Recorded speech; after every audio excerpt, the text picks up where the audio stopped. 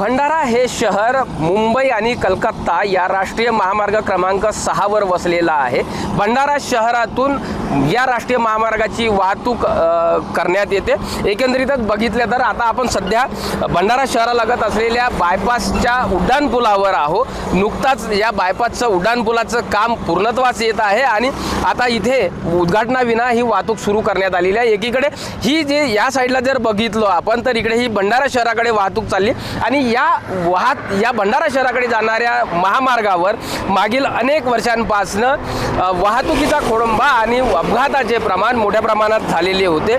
1 जानेवारी ते 31 मे पर्यंतचा अपघाताचा जर विचार केला तर भंडारा जिल्ह्यामध्ये 150 पेक्षा अधिक अपघात झालेले आहेत।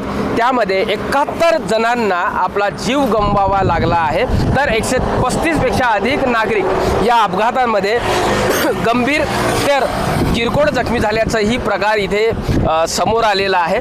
एकंदरीतच भंडारा शहरात होणारी वाहतुकीचा खोळंबा असो किंवा अपघातानंतर ताटकळत राहावं लागणाऱ्या वाहनधारक आणि प्रवाशांना ज्या असुविधा होत आहेत त्यामुळे आता हा उड्डाणपूल उद्घाटनापूर्वीच वाहतुकीसाठी सुरू करण्यात आलेला आहे। एकंदरीतच अपघाताच्या प्रमाणावर नियंत्रण मिळवण्यासाठी पोलीस प्रशासनही सज्ज आहे आणि हे सर्व जे अपघात झालेत हे वाहन चालकांच्या ओव्हर स्पीड वाहन जे चालवण्यात येतात त्यामुळे झाल्याचा निष्कर्ष पोलीस विभागानं काढलेला आहे आणि त्यावर नियंत्रण मिळवण्यासाठी आता भंडारा पोलीस सज्ज झालेला आहे। नाकाबंदीच्या माध्यमातून वाहन चालकांवर कारवाईचा बडगा उगारण्यात येत असल्याचं चित्र भंडाऱ्यात बघायला येतं। येत्या दिवसामध्ये येत्या कालावधीमध्ये भंडारा शहरामध्ये भंडारा जिल्ह्यात होणाऱ्या अपघातावर पोलीस प्रशासन कशा पद्धतीचं निर्बंध लावण्यात यशस्वी ठरतं याकडे बघणं आता तेवढंच सर्वांच्या नजरा लागलेल्या आहेत।